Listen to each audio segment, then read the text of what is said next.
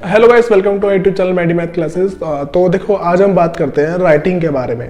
देखो, राइटिंग जो है ना, मतलब तुम किसी भी सब्जेक्ट से हो, मान लो तुम्हारे पास हिंदी है, हिंदी मीडियम में हो, इंग्लिश मीडियम में हो, उर्दू मीडियम में हो, पंजाब मीडियम, तो तुम किसी भी मीडियम में हो, लेकिन अगर तुम्हारी राइटिंग साफ है या फिर बहुत ज़्यादा अच्छी है, ठीक है, और या फिर जो तुम्हारी राइटिंग है बुरी है, तो देखो इसका फर्क जो है ना तुम्हारी पढ़ाई पे पड़ता है। ठीक है, क्योंकि देखो तुम जब भी जैसे मान लो कुछ लिखते हो, तो सामने वाला ना तुम्हें तुम्हारी राइटिंग के बेस पे जज करेगा। ठीक है, तुम अगर मान लो कुछ भी लिख रहे हो ना और तुम्हारी राइटिंग बहुत ज्यादा बेकार है, तो सामने वाला सोचेगा भाई तू गवार है।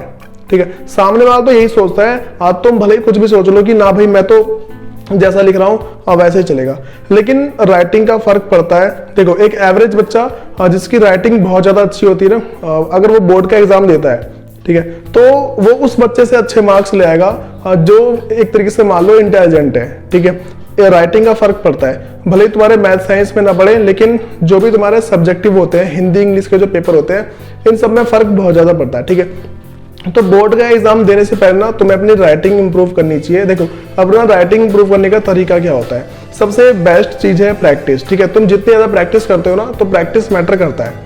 ठीक है, जैसे मान के चलो, अगर तुम अपनी राइटिंग इंप्रूव करनी है, तो राइटिंग को इंप्रूव करने के लिए ना तुम्हें डेली बेसिस पे ना कम से कम 2 पेज राइटिंग करनी चाहिए। अपना राइटिंग करने का भी तरीका होता है। देखो, सब बताते तो हैं कि हाँ भाई, अगर तुम्हें अपनी राइटिंग इंप्रूव करनी है तो तुम क्या करो कि राइटिंग करो। ठीक है, 2 पेज डेली बेसिस पे राइटिंग करो, तुम्हारी राइटिंग इंप्रूव होगी। ठीक है, लेकिन होती किसी की नहीं है।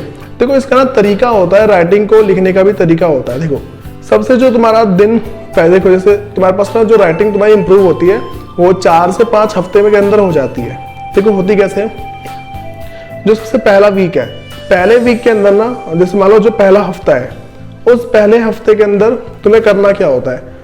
देखो, सबको पता है कि ना वो सबसे बेस्ट लिख सकता है अगर वो आराम आराम से लिखे ना, अगर वो आराम आराम से लिखना चालू करे, तो वो क्या one of the best writing लिख सकता है। ठीक है, तो उसको 1 हफ्ते तक ना डेली बेसिस पे 2 पेज 4 पेज जितने लिख सकता है, उतना उसको क्या करना होता है, डेली बेसिस पे सबसे ज्यादा अच्छी राइटिंग लिखनी होती है। ठीक है, 1 हफ्ते में ना बहुत ही आराम आराम से, बहुत ज्यादा आराम आराम से कर करके उसे क्या राइटिंग लिखनी होती है। उसके बाद देखो करना क्या होता है, जब पहले हफ्ते में ना राइटिंग बहुत ही स्लो स्पीड में करेगा, ठीक है, लेकिन बहुत ज्यादा अच्छी करेगा। उसके बाद ना उसे धीरे धीरे ना उसी राइटिंग में जितनी अच्छी उसने राइटिंग लिखी है ना, उसी राइटिंग के अंदर क्या है, उसे थोड़ी सी स्पीड बढ़ानी चाहिए अपनी। ठीक है, थोड़ी सी स्पीड बढ़ाने के बाद होगा क्या कि देखो उसकी जो राइटिंग है ना, देखो राइटिंग तो बनी रहेगी, लेकिन क्या थोड़ी स्पीड बढ़ जाएगी। ठीक है, फिर अगले हफ्ते में ना थोड़ी और स्पीड बढ़ानी चाहिए। ठीक है, जैसे मान लो पहले हफ्ते में सिर्फ राइटिंग को लिखा, ठीक है, उसके बाद जो सेकंड जो उसका वीक है ना, सेकंड वीक के अंदर क्या है ना, थोड़ी सी स्पीड बढ़ा लेनी है। ठीक है, थर्ड वीक में और ज्यादा स्पीड बढ़ानी है। ठीक है, फोर्थ वीक में और ज्यादा। ठीक है, लास्ट का जो 5th वीक है ना, उसमें मान लो उसको राइटिंग करो, देखो राइटिंग चेंज नहीं होनी चाहिए, तुम्हें ना स्पीड इतनी बढ़ानी है कि तुम्हारी राइटिंग चेंज ना हो। बस अपनी स्पीड को इतनी बढ़ा लो कि तुम्हारी राइटिंग भी अच्छी बनी रहे, ठीक है, और स्पीड भी तेज हो जाए।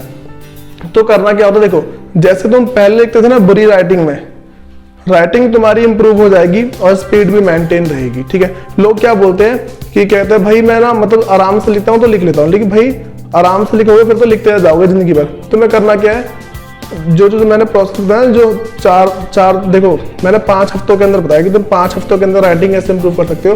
पहले हफ्ते में आराम से करो, ठीक है, लेकिन राइटिंग बहुत साफ रखनी है। दूसरे हफ्ते में थोड़ी स्पीड बढ़ाओ, तीसरे हफ्ते में थोड़ी और बढ़ाओ, चौथे हफ्ते में और बढ़ानी है, और लास्ट के हफ्ते में भी ना तुम्हें स्पीड और ज्यादा बढ़ा देनी है। ठीक है, और उसी स्पीड को ना मेंटेन करके कम से कम 1 महीने तक ना तुम्हें राइटिंग ना करनी है। ठीक है, तो इससे क्या होगा, जो तुम्हारी राइटिंग होगी ना बहुत ज्यादा इंप्रूव हो जाएगी।